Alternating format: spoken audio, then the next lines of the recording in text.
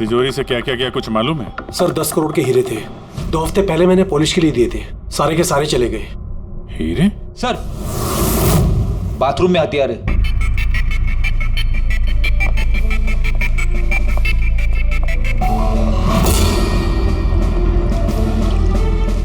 लगता है इसी हथियार से सबको मारा है।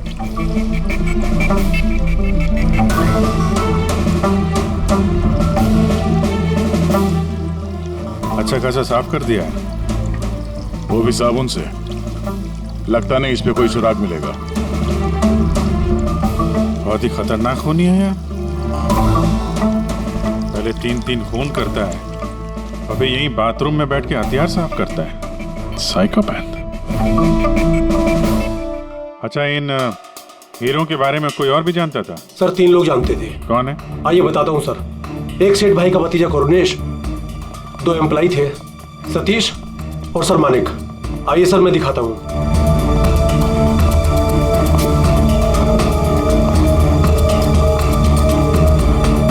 सर ये सेठ भाई का भतीजा करुणेश। जी मैं करुणेश, ये मेरे चाचा चाची थे। और ये एम्प्लॉय मानिक और ये सतीश। हाँ सर, वो हीरे पॉलिश करने का काम मुझे और मानिक सर को दिया था। और सर मेरे 10 करोड़ के हीरे चले गए, मैं तो बर्बाद हो गया। कहाँ से लाऊंगा मैं सब? आप शायद भूल रहे हैं, 3-3 खून हुए हैं यहाँ पे। उनकी जिंदगी हीरों से कहीं ज्यादा कीमती है, समझे आप? बाहर चल के देखते हैं, शायद किसी ने कुछ और देखा हो।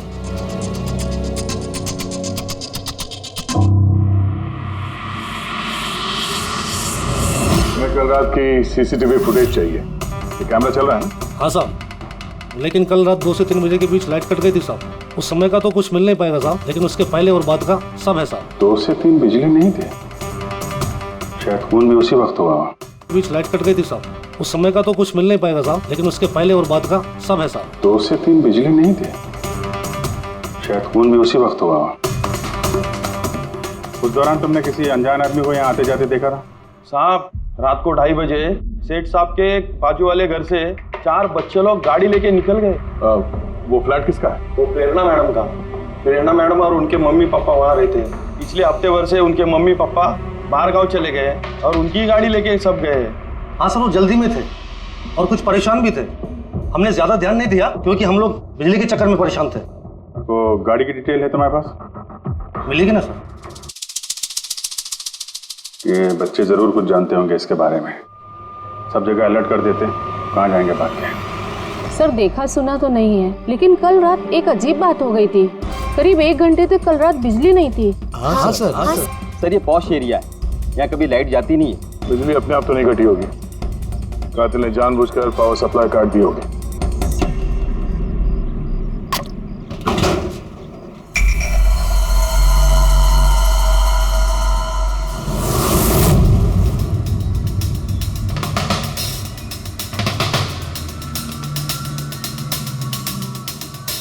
सर ये देखिए, छेड़छाड़ तो हुई है। जिस आदमी ने ये वायर काटा है उस आदमी को बहुत अच्छे तरीके से पता था कि अगर ये वायर काटेगा तो पूरे एरिया की लाइट चली जाएगी। और हर सोसाइटी की भी। जी ठीक है, थैंक यू। साफ है, किसी ने रात को 2 बजे इस जंक्शन बॉक्स से पावर सप्लाई कट कर दिया था, जिससे सोसाइटी का जो सीसीटीवी कैमरा है वो ऑफ हो जाए। उसके बाद वो कंपाउंड में घुसा और मिस्टर सेठ के घर में घुस गया। और करीब 2:15-2:30 बजे खून किया होगा, हीरे चुराए और वहां से निकल गया हो। और फिर 3 बजे बिजली आ गई वापस।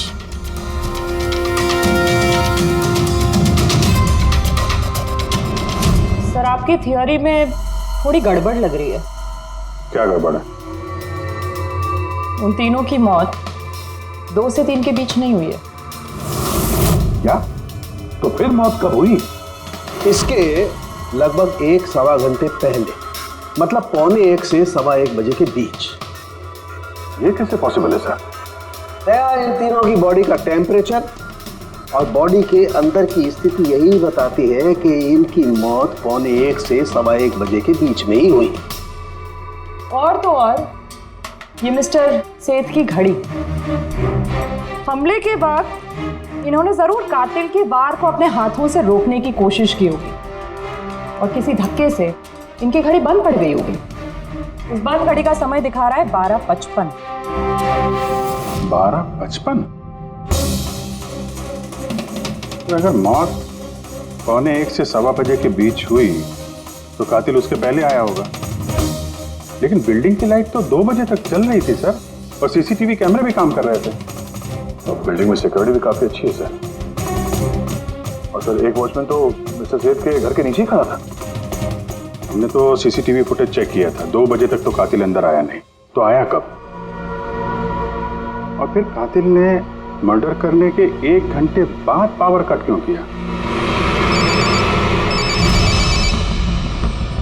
रेडी? हाँ रेडी। अच्छा, वेरी गुड।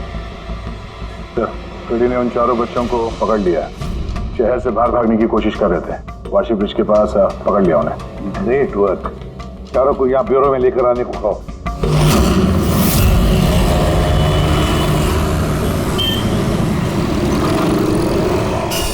वो लोग हमारी वजह से मर गए।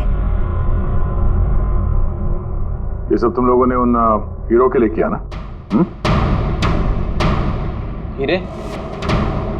कैसे हीरो की बात कर रहे हैं सर आप? हीरो के बारे में पता नहीं तुम्हें? अगर नहीं तो फिर मारा क्यों उन लोगों को? हाँ? सर हमने किसी को नहीं मारा, वो कबारा ने मारा है सर। और वो हमारी वजह से आया था क्योंकि हमने उसे बुलाया था सर। ये कबारा कौन है? वो एक मशहूर सीरियल किलर और लुटेरा है। एक मिनट, ये वो 1940 वाला कबारा तो नहीं है? इसके बारे में पढ़ा है सर। ये सिर्फ लोगों को लूटता नहीं था बल्कि बहुत बुरी तरीके से उनकी हत्या कर देता था। हाँ वही है। अरे लेकिन उसको तो मर के 50 साल हो गए। तुमने उसे बुलाया कैसे? हम लोग एक हिस्ट्री प्रोजेक्ट बना रहे थे तो हमें लगा कि रियल लुटेरे को बुलाएंगे तो और अच्छा होगा, तो इसलिए हम उसकी आत्मा को बुला रहे थे। लेकिन सब गड़बड़ हो गया। कुछ भी हो जाए हाथ मत छोड़ना।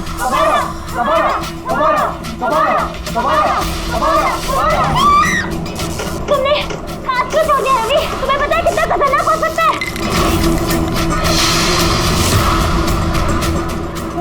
Let's just stand. कबारा, कबारा, कबारा, कबारा, कबारा, कबारा, कबारा। सर, फिर कुछ धड़ से आवाज आई और हमने उधर देखा तो वहाँ कबारा की परछाई थी। तुम बुला रहे थे? चुप चुप। बुद्ध को बुला रहे हैं। अब तुम लोग पढ़े लिखे हो ना, ऐसे सब बातों पर विश्वास करते हो? 50 साल पहले मरे हुए आदमी की आत्मा आती है, खून कर जाती है और हीरे लेकर भाग जाती है। अरे ऐसे कभी होता है? सर उस साये को मैंने अपनी आंखों से देखा था। उसका मुंह, आंख, नाक कुछ भी नहीं था सर। कितने बजे देखा था उसे? सर 2:05 हुए थे। जब मैंने सेलफोन का टॉर्च ऑन किया था तो यही समय था सर। 2:05 यानी लाइट जाने के तुरंत बाद। जाने कातिल अकेला नहीं था, कोई और भी था उसके साथ में? वो कबारा था सर। हाँ सर, हम लोग बहुत घबरा गए थे और हम लोग वहाँ से मोनिका के हॉस्टल पे भाग गए। सर वो मैंने आप लोगों से एक बात छुपाई। एक्चुअली उस रात दोस्तों को डराने के लिए मैंने फ्रेंचाइट के साथ छेड़छाड़ की। उसे अपने पैरों से हिलाया और मैग्नेट के जरिए ब्लड और कबारा लिखा था सर। सॉरी सर, लेकिन वो साया और वो डरावनी शक्ल मैंने देखी थी, वो कबारा की आत्मा थी सर। एक बात अच्छी तरह से याद रखना, ये आत्मा वात्मा सब बकवास है। पंकज, इन सबके घर पर फोन करो, बुला लो घर वालों को, बोलो लेकर जाए यहाँ से इनको। अभिजीत, इन बच्चों ने कुछ न कुछ तो देखा जरूर है, कुछ तो देखा है, और जो कुछ भी देखा है ना उसका संबंध इन 3 हत्याओं से है। पता लगाना पड़ेगा है कौन ये साया।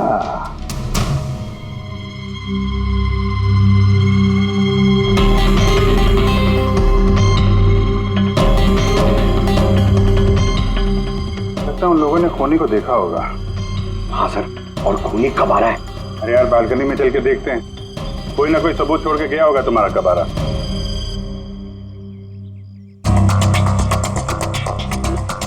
तो इसके गिरने की आवाज सुनी थी लोगों ने?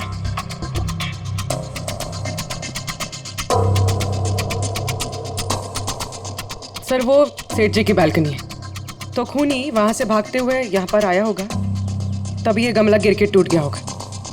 देखो जरा भाई।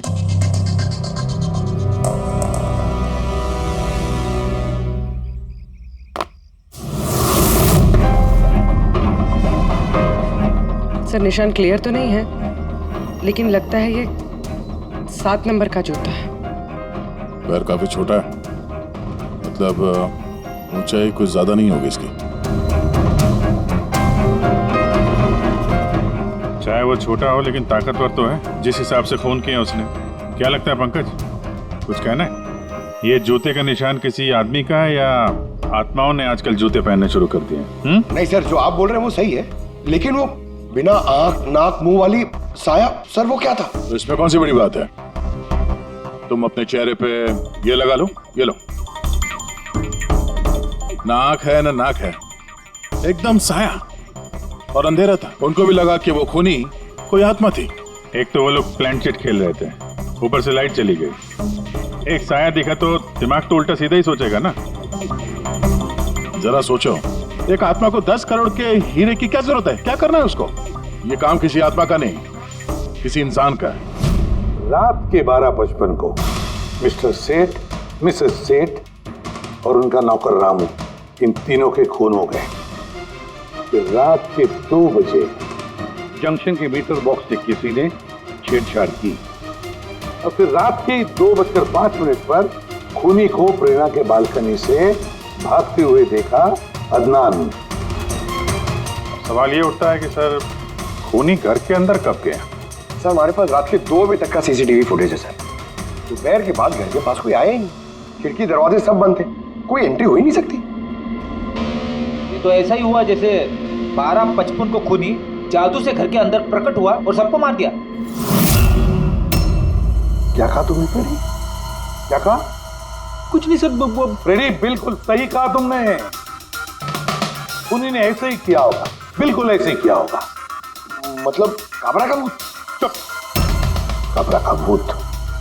मेरे कहने का मतलब है कि खूनी कत्ल की रात पहले से ही वहां मौजूद था, बाहर नहीं निकला था वो। यानी घर के अंदर था कोई आदमी, लेकिन सर घर के तो सारे लोग मारे गए। कोई और दया, कोई और था जो कत्ल की रात से पहले कमरे के अंदर बैठा था, बाहर नहीं निकला था।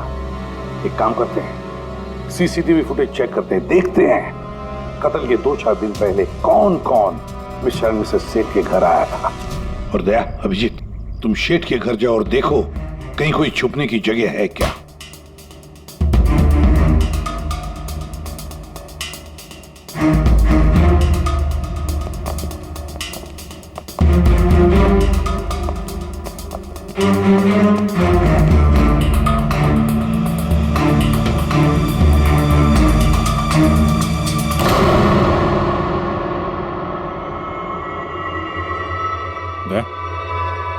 ये चींटियां देखो ऊपर जा रही हैं।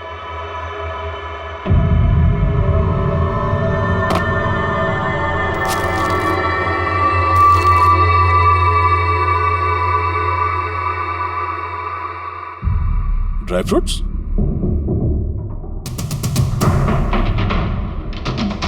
ड्राई फ्रूट लेके वहां ऊपर छुप के बैठा होगा। जगह भी अच्छी है छुपने की, मौके के इंतजार में। लेकिन ये घर के अंदर घुसा कब होगा?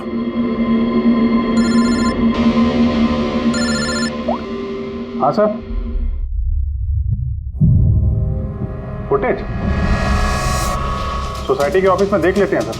हाँ, फोन ऑन है, स्पीकर फोन पर है। पूर्वी सर, कुछ पता चला कि नहीं? सर हम कत्ल वाली रात से 2 दिन पहले की एंट्री देख रहे हैं और कुछ मिला है सर। क्या मिला? 2 दिन पहले सर चैंपियन सेल्स कंपनी का एक टेम्पो वहां आया था 10:15 बजे।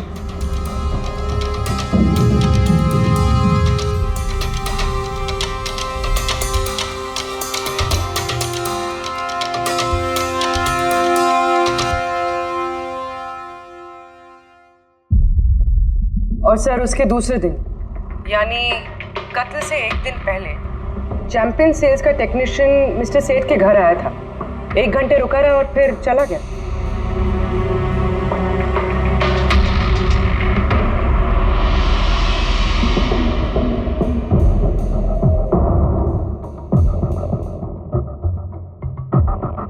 वो जरा बाहर जाएगी।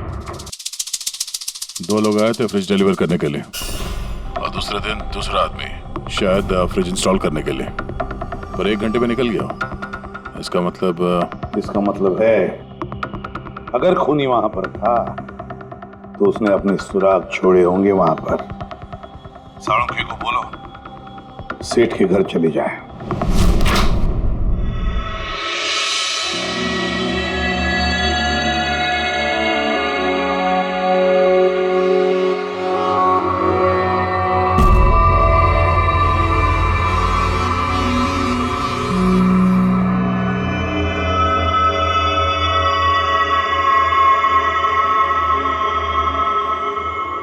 कुछ मिला डॉक्टर साहब? हाँ मिला, इलेक्ट्रोलाइट्स। हाँ, सोडियम क्लोराइड यूरिया, वो सभी कुछ जो एक आदमी के पसीने में होता है। अच्छा, इसका मतलब कि खूनी जो है वो इस फ्रिज के अंदर बैठ के आया। जब डिलीवरी हुई फ्रिज की उसके अंदर छुप के आया और घर में घुस गया। हाँ सर, कुछ दिन पहले मैंने नया फ्रिज लिया था। कंपनी वाले डिलीवरी के बाद फ्रिज खोलने नहीं देते और 1-2 दिन के बाद जब इंस्टॉलेशन वाला आता है वो फ्रिज खोलता है। तभी मिस्टर सेठ और उनके घर वालों को पता नहीं चला कि कोई और घर के अंदर घुस के बैठा है। बिल्कुल, वो आदमी फ्रिज में घुस करके बैठा होगा। फ्रिज में उसे गर्मी लगी, गर्मी से पसीना आया और वो पसीना फ्रिज में रह गया। लेकिन सालूका साहब, फ्रिज का कार्टन तो सील होता है, तो फिर खूनी अंदर आया कैसे और वो सांस कैसे ले रहा था?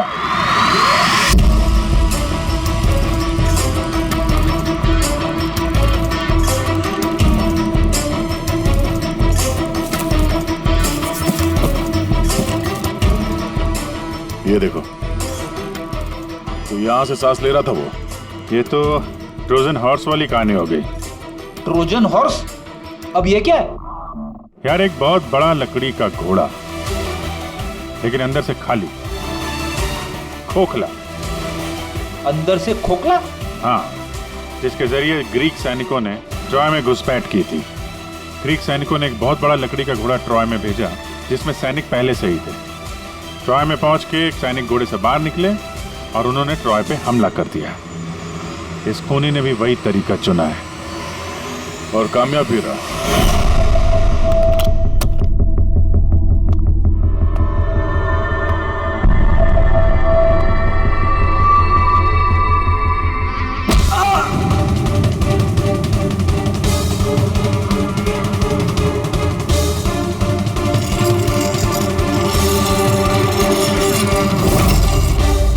कौन हो तुम?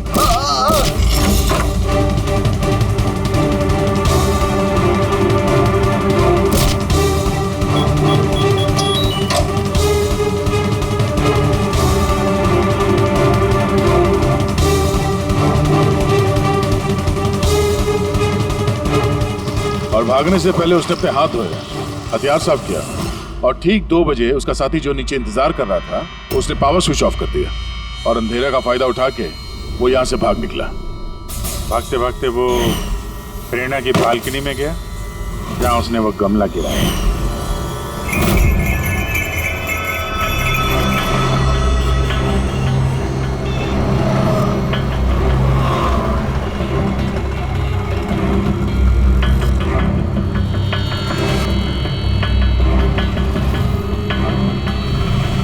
सर, ये चैंपियंस कंपनी के मैनेजर। सर, मैंने रिकॉर्ड अच्छे से चेक कर लिया। सेठ जी हमारे पुराने कस्टमर थे। आप मैनेजर हैं? जी सर। तुम कैलाश और मानव? जी सर। तुमने फ्रिज की डिलीवरी दी थी सेठ साहब के घर पे, है ना? जी सर। और तुम राणा हो, तुमने फ्रिज इंस्टॉल किया? जी सर। लेकिन क्या हुआ सर? मिस्टर सेठ, उनकी पत्नी और उनके नौकर का खून हो गया है। खून? लेकिन साहब, हम लोगों ने तो कुछ नहीं किया था साहब। हमें तो असाइनमेंट मिला था, हमने गोडाउन से फ्रिज उठाया और उनके घर में डिलीवर कर दिया। लेकिन सर, ये तुम्हारा रोज का काम है सर। हाँ सर, एक बात है, वो फ्रिज सर कुछ ज्यादा ही भारी था, तकरीबन 30-35 किलो ज्यादा था सर। हाँ सर, हम लोगों ने इस बारे में बात भी किया था सर। हम लोगों ने सोचा कोई नया मॉडल है। सर मैंने इन लोगों का लॉगबुक चेक किया।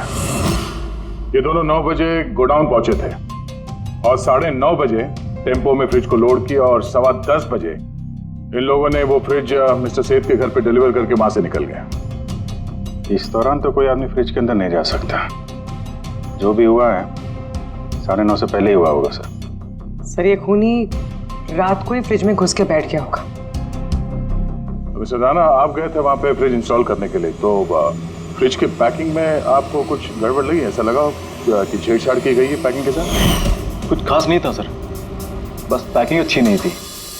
कार्टन और अंदर का थर्माकोल बिल्कुल टूटा हुआ था, जैसे किसी चूहे ने काटा हो। मुझे ये बात अजीब लगी, इसलिए मैंने फ्रिज को चेक किया। फ्रिज बिल्कुल परफेक्ट था सर, उसमें कोई डैमेज या फॉल्ट भी नहीं था।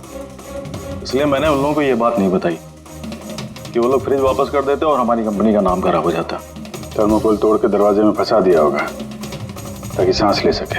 हाँ, ये फ्रिज का वजन 30-40 किलो से ज्यादा था और जूतों के निशान जो मिले वो 7 नंबर के जूतों के थे। मतलब ये आदमी कोई एवरेज कद का इंसान नहीं है, इसीलिए तो फ्रिज के अंदर फिट हो गया। मैनेजर साहब। जी सर। सेठ साहब के घर पे जो फ्रिज भेजा है बिल्कुल वैसा ही फ्रिज यहाँ पर मंगवा लो। ठीक है सर। ढीचू को बुलाओ।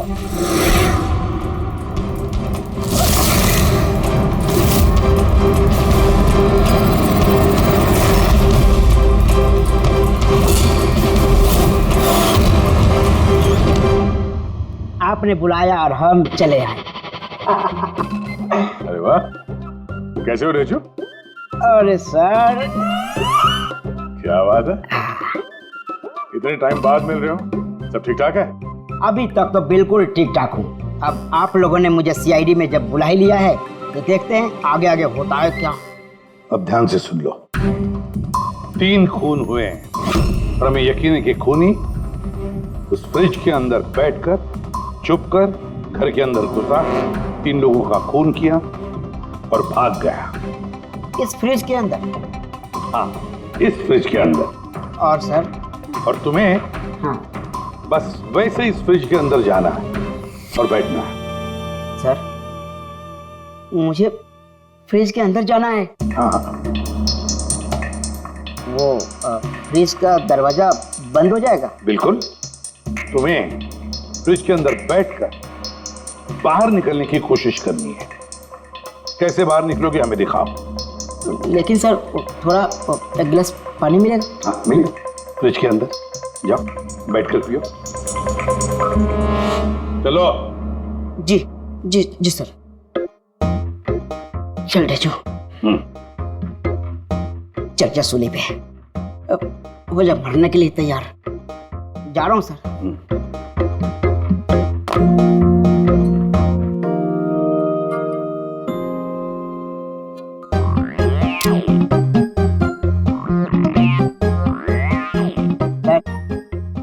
देखिए, अब देखिए ढीचू का कमाल।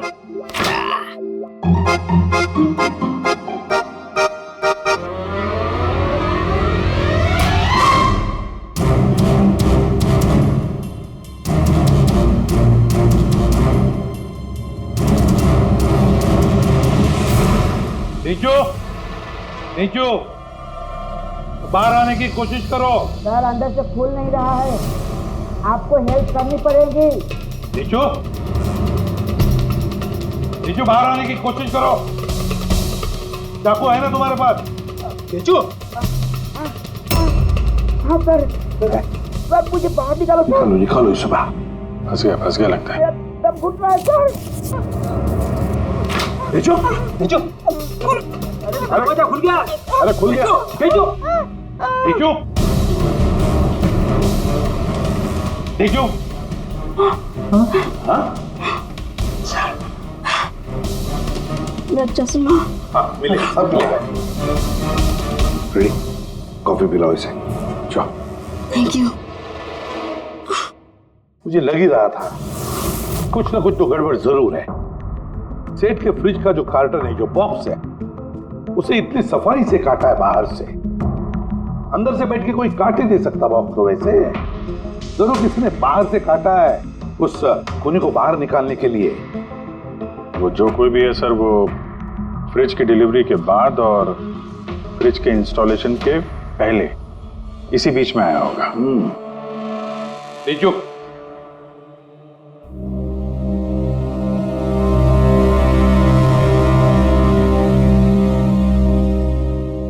तेजू काम करो। हमारा ये खूनी दुबला पतला है, 30-40 किलो का है, मगर ताकतवर है। तुम्हें ऐसे आदमी को ढूंढना है जिसके पास अचानक से ढेर सारा पैसा आया है, जो जुए में उड़ा रहा है, नाच गाने में पैसे उड़ा रहा है। ऐसा आदमी वही हमारा खून। सर, फ्रिज की डिलीवरी और इंस्टॉलेशन के बीच मिस्टर सेठ के घर 3 लोग आए। सर, पहला है पन्ना लाल। हाँ, पन्ना लाल सूरत से हीरे लेकर आया था और रात को मिस्टर सेठ के घर में ही ठहरा था।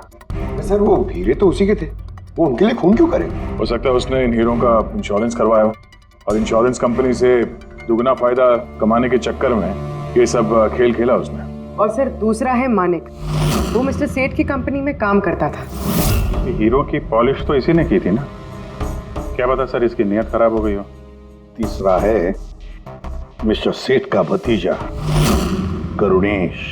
हाँ सर, ये करुणेश उनके यहाँ रहता नहीं था, उनकी कंपनी में काम करता था और हीरो के बारे में उसे सब कुछ पता था। हो सकता है लालच में आकर उसने उन लोगों का खून कर दिया।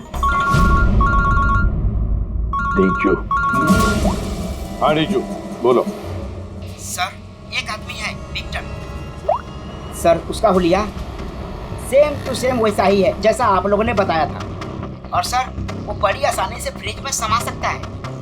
और सर, कुछ दिनों से वो बड़ी ही बहकी बातें कर रहा है, जैसे उसे कोई कुबेर का खजाना हाथ लगने वाला हो या फिर कोई खजाना हाथ लग गया हो। सर, वो बड़ा ही सल्की और खूंखार टाइप का आदमी है। सुना है कुछ साल पहले वो सीरियल किलर भी रह चुका है। सर, एक और सबसे इम्पोर्टेंट बात, खून अगर विक्टर ने किया है तो अपने पास ज़्यादा वक्त नहीं है सर। या तो देश छोड़ चुका होगा या फिर देश छोड़ने की फिराक में होगा। विक्टर तो मोहरा है, उसके पीछे दिमाग कोई और ही है। ये विक्टर देश छोड़कर भागने की सोच रहा है। भाग के जाएगा कहाँ सर? भागने देंगे तब ना। इसके फोन के लोकेशन से पता कर लेंगे कहाँ छुप के बैठा हुआ है। बहुत मेहनत है सीआईडी में। सर, यही कहीं है ना? हाँ रेजू, उसके मोबाइल का लोकेशन वहीं आसपास कहीं दिखा रहा है। फोन करने के बाद से वहीं पे छुपा हुआ वो। ठीक है।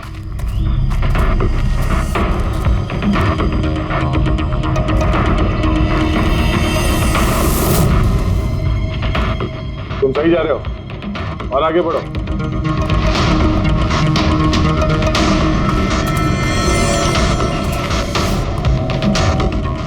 पंकज सर,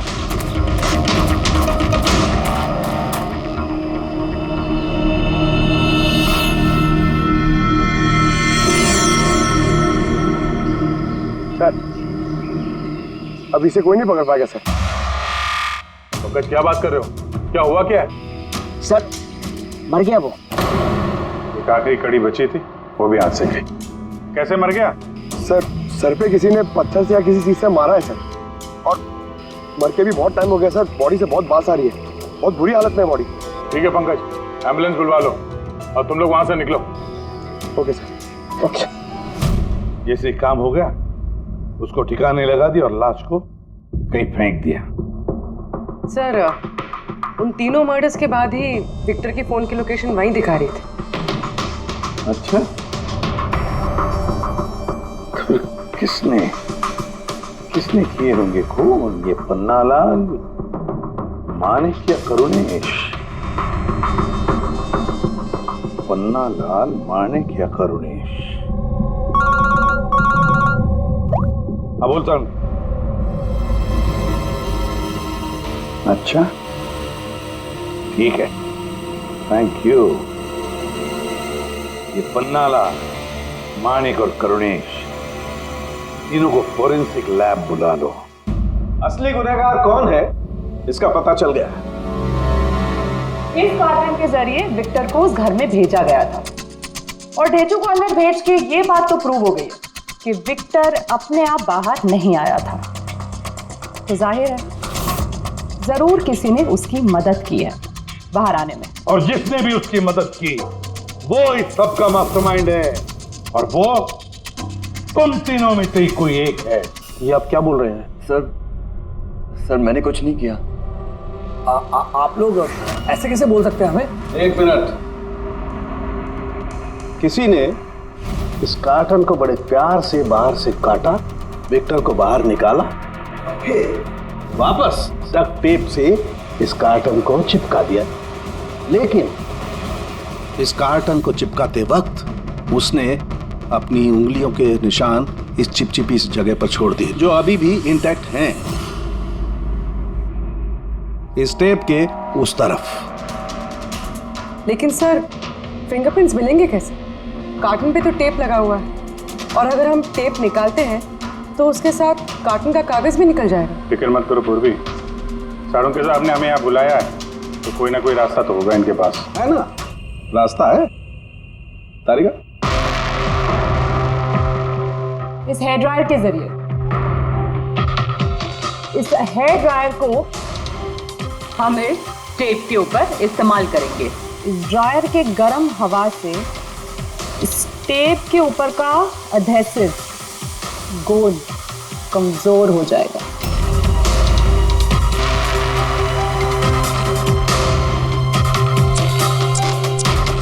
ये देखिए, फिंगरप्रिंट्स साफ साफ नजर आ रहे हैं। क्या बात है तारिका जी, कमाल कर दिया।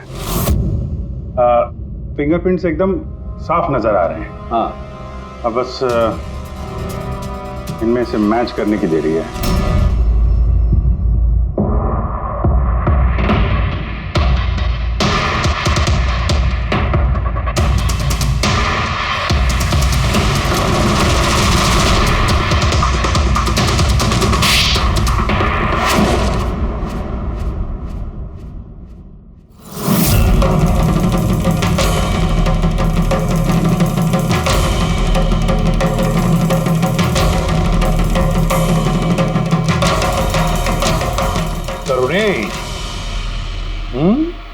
हाँ, मैंने ही किया। मुझे उन हीरो के बारे में पता था, और मुझे ये भी पता था कि वो लोग एक नया फ्रिज लेने वाले हैं। और तभी मुझे एक आइडिया आया। मैंने उस फ्रिज को ट्रोजन हॉर्स की तरह यूज करके विक्टर को उस घर में पहुंचाया। विक्टर को तो मैंने हीरो का लालच दे दिया था, और वो रात को वेयर हाउस जा पहुंचा और मौका देखकर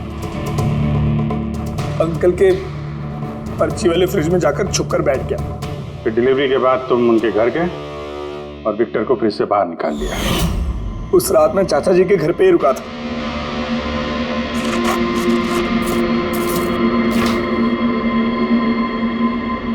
और फिर मैंने विक्टर को फ्रिज से बाहर निकाल के घर में ही छुपा दिया। करीब 1.5 दिन तक वो वहीं छुपा रहा। घर के लोग रात को सो गए तो वो बाहर निकला।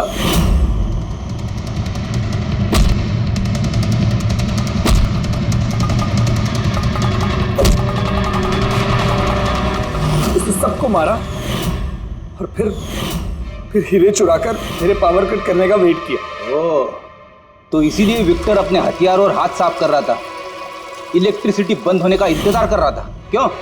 जी, फिर मैं विक्टर को अपने साथ ले गया।